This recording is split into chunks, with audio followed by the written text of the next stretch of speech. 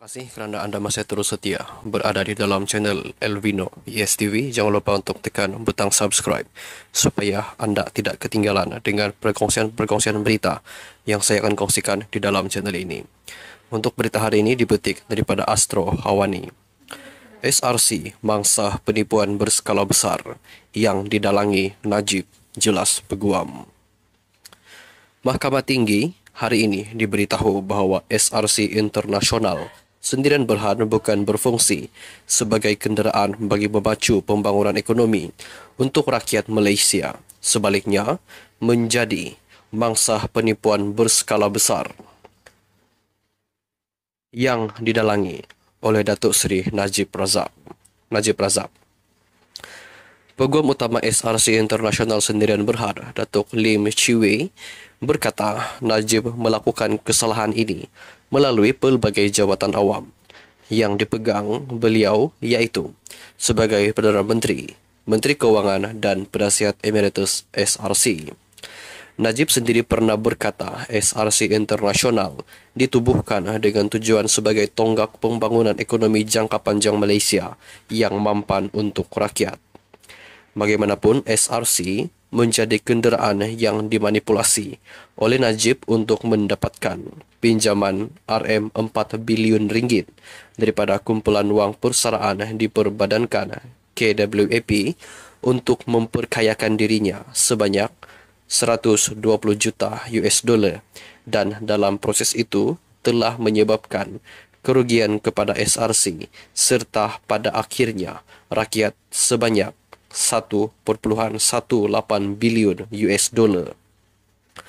Kerugian itu semakin bertambah dan secara kebetulan KWAP terletak di bawah bidang kuasa Najib semasa beliau menjadi Menteri Kewangan, katanya ketika membacakan pernyataan pembukaan pada hari pertama pendengaran saman sivil SRC terhadap Najib di hadapan Hakim Datuk Ahmad Fairuz Zainul Abidin.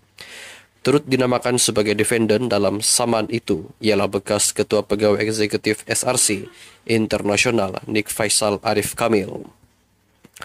Pada prosiding hari ini, saman SRC terhadap Najib dan Nik Faisal adalah berkaitan peristiwa yang menyelubungi syarikat itu selepas ia diperbadankan sebagai kenderaan tujuan khas SPV pada 7 Januari 2011, terutama untuk melabur dalam sektor tenaga konvensional dan boleh diperbaharui sumber asli serta mineral.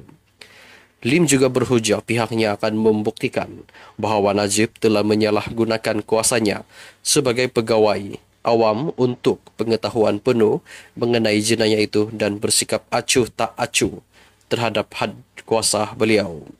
Kami akan menunjukkan bahawa Najib melalui segala tindakan beliau sememangnya berhasrat untuk mendatangkan kemudaratan kepada SRC dengan niat jahat dan mengetahui bahawa ia akan memudaratkan SRC serta bersikap tidak peduli mengenai perkara itu, katanya.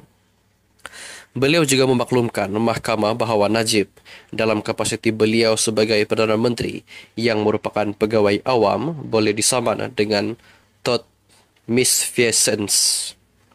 SRC di bawah pengurusan baharu telah memfailkan saman itu pada Mei 2021 atas dakwaan Najib telah melakukan pecah amanah jenayah selaguna kuasa dan memperoleh ganjaran peribadi daripada dana syarikat itu selain melakukan penyelewengan terhadap dana berkenaan.